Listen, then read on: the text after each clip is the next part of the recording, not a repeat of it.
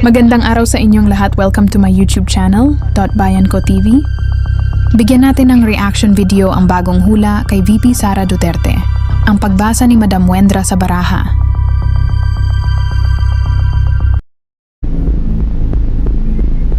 At napakadami po ang nag-message sa amin ng mga viewers, subscriber.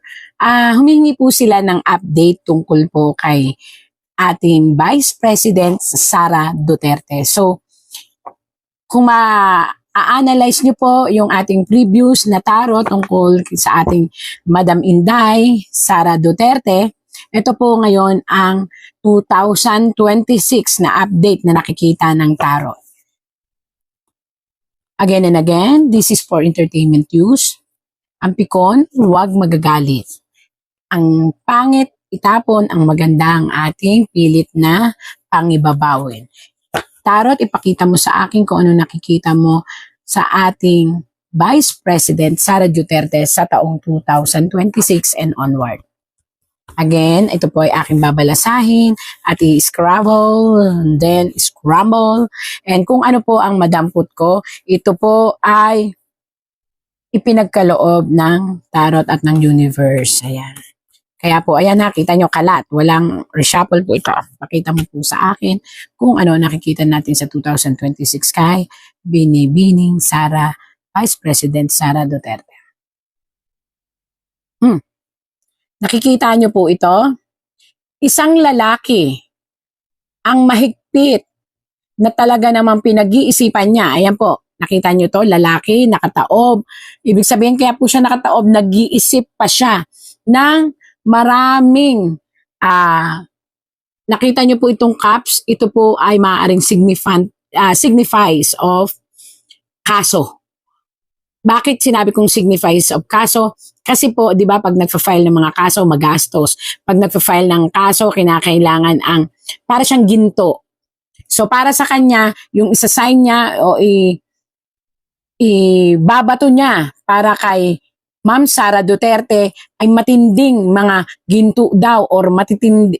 Conversion nito sa salitang ibinabato niya ay matitindi na. As in, masisira ang pangalan ng ating Vice President doon sa binabalak niyang ibabato. Unfortunately, nakabaliktad po siya. So, ito po ay malalampasan ng ating Vice President. Haharapin niya ito, and unfortunately, kung sino ka man na lalaki ka, kasi lalaki siya na nag-iisip talaga kung anong dapat gagawin. At may isang nag-feed sa kanya. May isang, nakita niyo po, may isang kamay. Yan, may nag-feed po sa kanya para batuhin ng napakaraming mabibigat na kaso si VP Sara ngayong taong 2026-27 hanggang sa kandidatura. Pakaisipin niyo pong mabuti dahil ayon po rito, nakabaliktad. Kung ano pong ibabato ninyo, again and again, ito po'y tarot lang. Ako po'y taga-interpret lang. Kung ano pong ibabato ninyo sa kanya, dahil siya naman ang in-scrabble name ko rito, ito po ay dapat yung pakaisipin dahil hindi magtatagumpay ang pagsira ninyo ng kanyang pangalan. Kung sino ka man na lalaki na nag-iisip, paulit-ulit kong sinasabi, akala ninyo sa tatlong maaatikabong akusasyon ay mapapasuko nyo ang isang Inday Sara. Sorry po, mababaliktad ang sitwasyon sa huling laban. Mananatili pong matatag ang ating Inday Sara. Ang problema lang po talaga ang emosyon niya tungkol sa kanyang father. Yun lang. Pagdating sa kaso, haharapin niya. Pagdating sa lahat. Pero yung puso ay baliktad. Yung puso at isip niya ay talagang natutorture sa pag-iisip sa kalagayan ng kanyang ama. Lalaban, sana naman malampasan ito ng pamilyang Duterte. Sana po ipagdasal ng buong sambayanan na malampasan ng ating family ng Duterte ang isang pagkawala ng isang taong mahal ng sanlibutan. Ito po ay hindi pa tsak na magaganap. Sinasabi lang po sa atin ng tarot kasi po on and off na ang kalagayan ng isang tao na nasa malayo na nakakulong. Ibig sabihin ng on and off ang health, minsan biglang tumataas ang lahat ng kanyang blood pressure, ang kanyang sugar, and even the emotion and the stress ay tumataas at paiba-iba. Alam nyo, nakalagay dito, magdasal lang po tayo kung kayo po ay talagang mahal nyo po ang dating Presidente Duterte, magdasal lang po na makayanan lahat. At isang araw, naniniwala po ang tarot, naniniwala ang tarot, kaya nga death, ay makakaliban ang ating dating president sa sinasabing mahirap na kalagayan ng kalusugan upang hindi mapunta sa kamatayan. Yan po.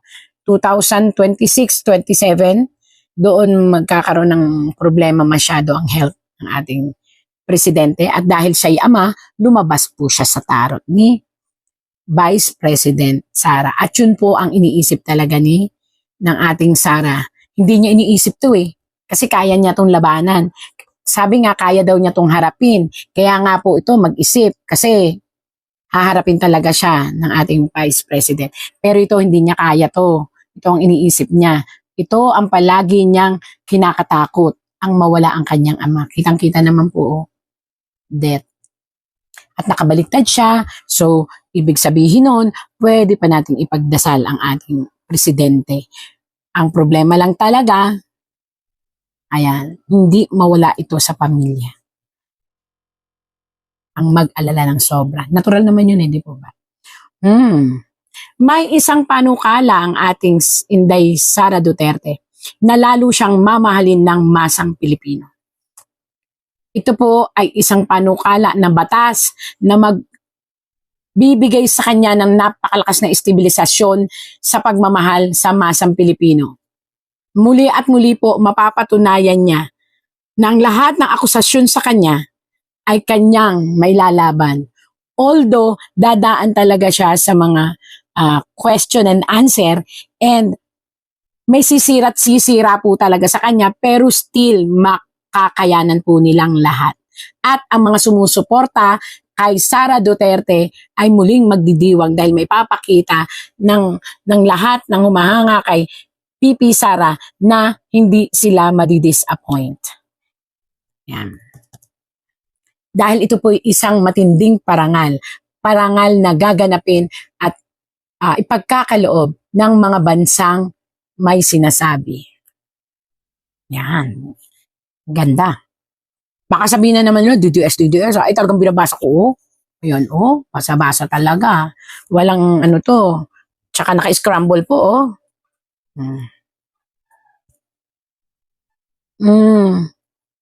Kaya lang po, ang inang bayan, ang dami talagang sumusubok sa katapangan at sa katatagan ng ating Inday Sara. Mag-ingat. Ingatan nyo pong mabuti at huwag kayong lalayo at aalis ng walang kasama. Meron po ditong isang babae na hindi ko po maintindihan tong babaeng ito. May isang kausap na kilalang lalaki na nasa gobyerno rin po, gobyerno, na may masamang parang meron silang binubuo. May binubuo sila na isang, hindi ko po kilala tong babaeng to pero itong babaeng ito ay matindi ang galit. Hindi lang sa kanya kundi sa ama. At isang lalaki na nakaupo sa trono. Hindi ko kilala kung sino to. Marami naman trono, politika.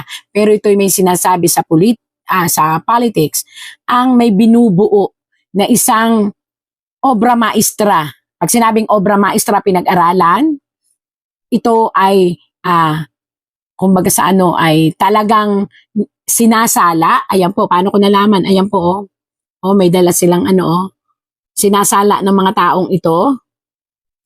Ayan. Upang, siya'y papanagutin sa isang sitwasyon. Paano nalaman na sitwasyon? Ayan po, more on pera to pera ang ibubukol sa kanya, pera. At ito namang isang ito is travel. Pera, travel. Ano na lamang travel po? Ayan po. Oh.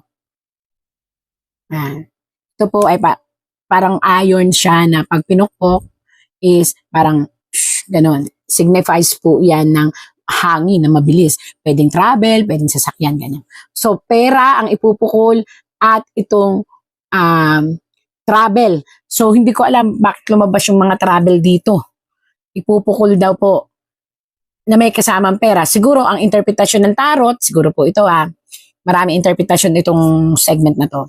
Maaaring yung kanyang mga transpo o yung mga ginagastos niya o yung paglabas-labas niya ng Pilipinas ay ibintang sa pera, kinumbert sa pera. Or maaari rin naman na maraming nawawalang fund na unrecognized, hindi ito na-recognize sa panahon niya. Pero ibabato sa kanya at ito po ay again and again malalampasan niya at maipapaliwanag niya. Kasi siya ay yun po ang pagkakamali ng mga kalaban nila. Bagkus nyo po silang isuong sa apoy. Bagkus nyo po silang apuyan or igisa sa mga kaso, bagkus po silang nahahasa. So parang ang nangyayari, hinahasa nyo lang po ang ating VP Sara para may saayos niya ang paghahawak ng Pilipinas pag dumating ang panahon. Ayan po yun, pag dumating ang panahon, para ako nagkukwento. Na para pagdating ng panahon na ipagkatiwala sa kanya ang Pilipinas, ito po, makinig po lahat totoo po to, ay hindi tayo mapapabayaan. Yan yan ang sinabi ng 2026 sa kanya. Bagkus siyang hinahasa bagkus siyang binibigyan ng maraming kaso para siyang hinahasa na mabuti. Para kung sakali at ipagkaloob sa kanya ang tiwala ng mamamayan ay hindi na tayo hang or hindi tayo bitin or hindi tayo mapapabayaan. So, may disadvantages at advantages yung mga kasong ipinamumuka or isinasalang sa kanya.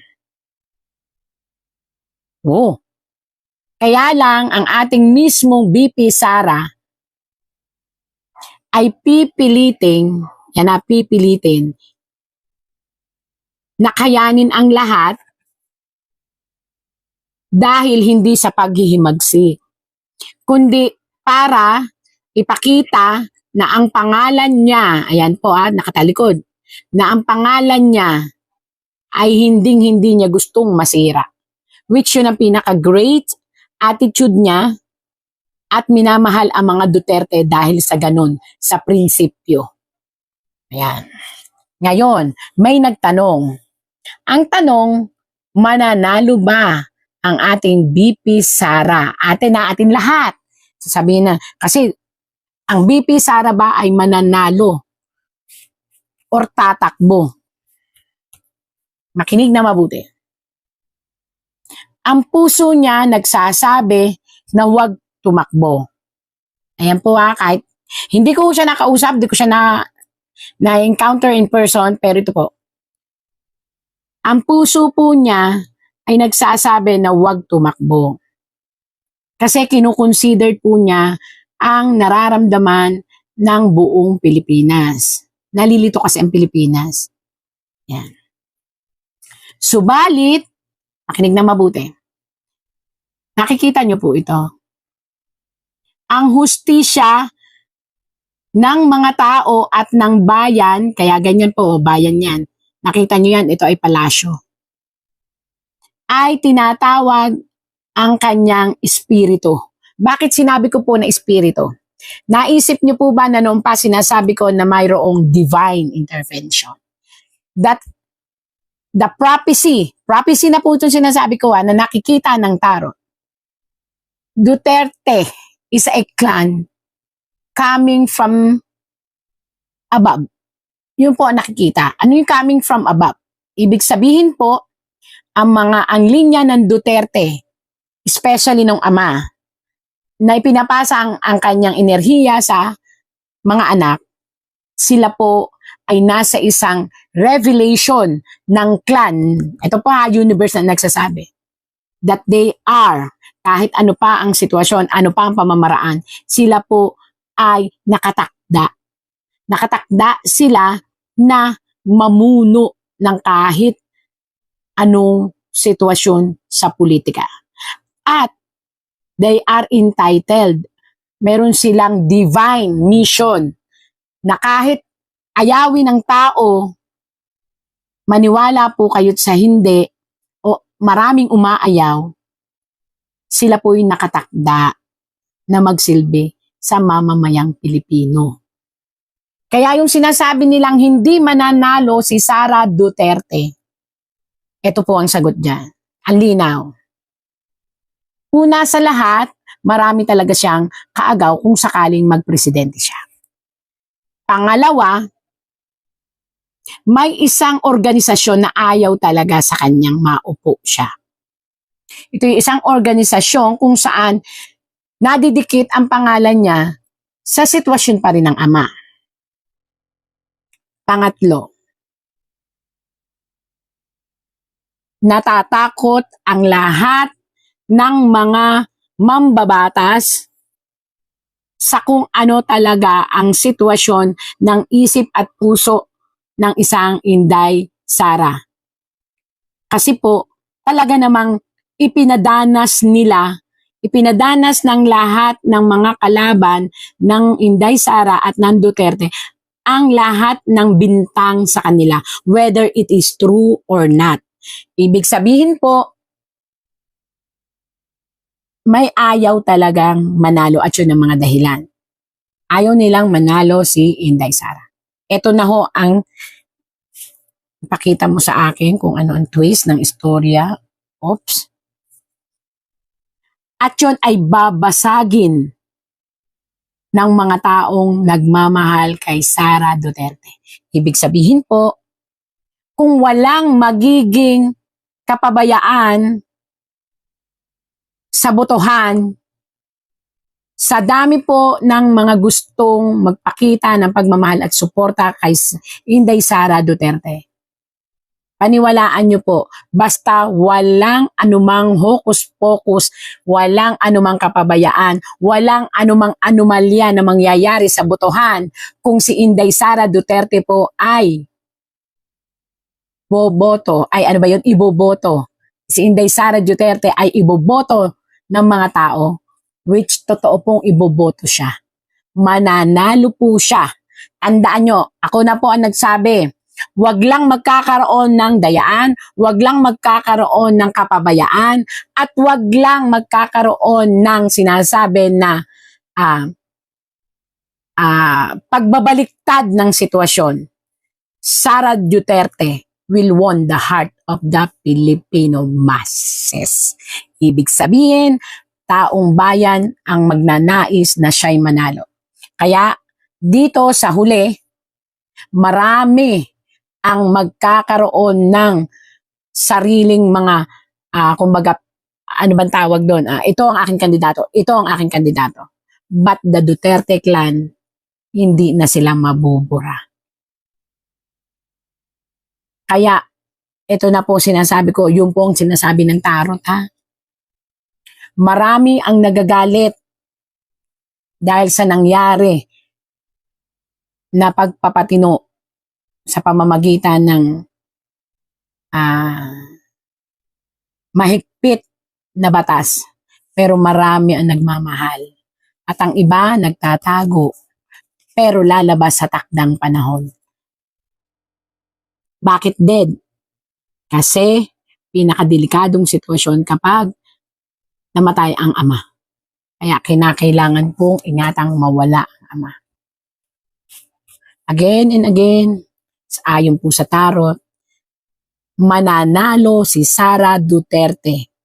Basta walang, tandaan nyo po ha, walang kapabayaan, lahat ay legal, lahat ay babantayan, at lahat ay kinakailangan na pag-aralan ang mga sitwasyon. Kasi nakatakda po talaga siya. Ang tanong again, nais ba niya? Sa totoo lang po, napapagod na siya sa politika. Ang gusto na lang niya katarungan para sa kanyang ama. Sa ngayon, hindi pa tayo sure na tatakbo siya. Kasi sa ngayon, ang iniisip niya, ang ama lang niya at ang pangalan nila na tuwid at ma-rescue. Unfortunately po, marami pa rin gustong sumira sa kanya. But everything na ibabato sa kanya, malalampasan po niya. Even ang kulungan, malalampasan niya. But, natatakot ako kasi may death threat ang buhay niya.